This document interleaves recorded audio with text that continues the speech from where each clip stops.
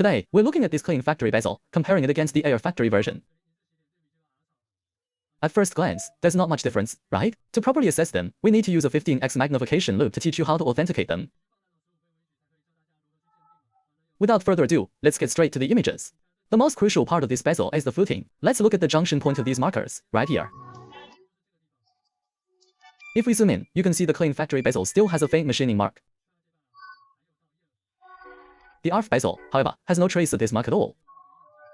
Even after so many years of development, clean factory still has this faint mark. Under normal viewing conditions, you can just about make out this mark. From this angle, you can see it, there's still a slight trace. As for other areas, like the shape of the engravings and their depth, there's no significant difference. There's really no difference. Perhaps just a very slight difference in color, almost imperceptible to the naked eye, right? If I just showed you one, you definitely couldn't tell the color difference. The main difference lies in the details. The ARF's texture feels a bit more refined, more lustrous. The central pinion cap is also more refined, part of the hand stack.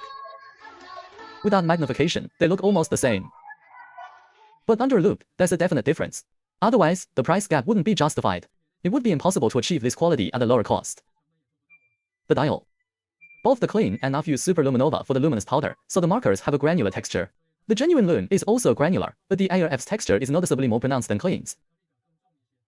Next is the crystal. The magnification factor feels about the same. I feel like the ARF crystal is slightly distorted. Maybe it's the angle, it's not a major point. Let's go back to the date wheel. The ARF date display, as we've mentioned before, its white base has a slightly coarser matte finish. The clean's is finer. As for the font, there's not much difference, both are slightly fuzzy. The logo printing here is also very similar, so it's not a reliable tell for authentication. So the main focus should be on the markers and the crystal. The clean Cyclops lens and its edge look like this. The edge of the crystal is very similar on both. The Cyclops lens is a key difference. The edge of the ARF Cyclops is finished more smoothly and is more refined. Next is the Rehaut. On the ARF Rehaut, the laser-etched coronet alignment is random. Sometimes it's aligned, sometimes it's not. This is true for the clean as well. This particular ARF sample is aligned quite well. In our previous genuine versus ARF Bezel Comparison, it wasn't perfectly aligned. The hands, the ARFs are a bit sharper, referring to this triangular base section. The clean's is a bit more rounded. The overall difference isn't huge, but upon close inspection, you can feel a slight distinction. This one is sharper. As for the case shape, there's no difference. Now for the polishing on the ARF case, this rounded corner. The clean version has this rounded corner too, but it's not as smoothly polished as ARF's, it's less refined. This is something that can be improved with aftermarket fine polishing.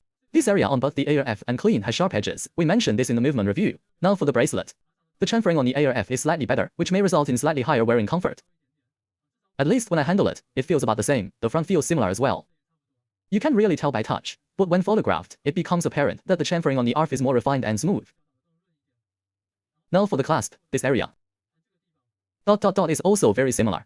The rounded corner on the clean's clasp is a bit smoother. The difference isn't significant. This semicircular opening on the clasp is slightly larger on the ARF. This is a batch issue. Different ARF batches can have slight variations, so this cannot be used as a definitive authentication point. Here's a detail manufacturers have failed to replicate correctly. The underside of the lugs should be polished. If you look at the ARF, this bottom surface is polished. Only clean has recently updated this detail. They modified it. It used to be brushed, but they recently updated it to a polished finish. If you go and buy a VS factory model, or others, you'll see the C+ version still has a large brushed surface underneath here. I hadn't noticed this small detail before. Does this update matter? The practical use is limited, but with ARF setting such a high bar, if you're even slightly better, customers might choose your product.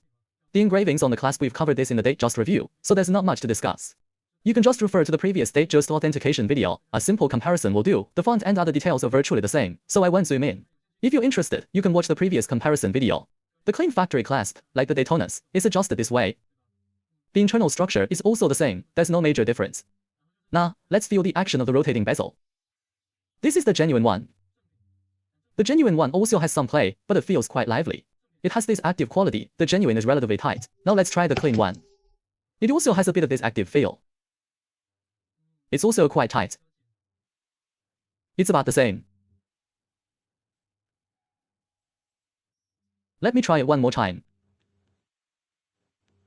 The genuine one's action feels a bit tighter and crisper. The difference is not huge. Alright, that basically concludes our comparison. From a social distance, or from this distance of about 20 centimeters. The difference is not very big, but in a macro comparison, the distinctions that justify the price difference are vividly showcased. In this case, we still recommend the ARF factory version. Today we have also taught you how to differentiate between them. This is to help you avoid pitfalls in the secondary market. We are teaching identification.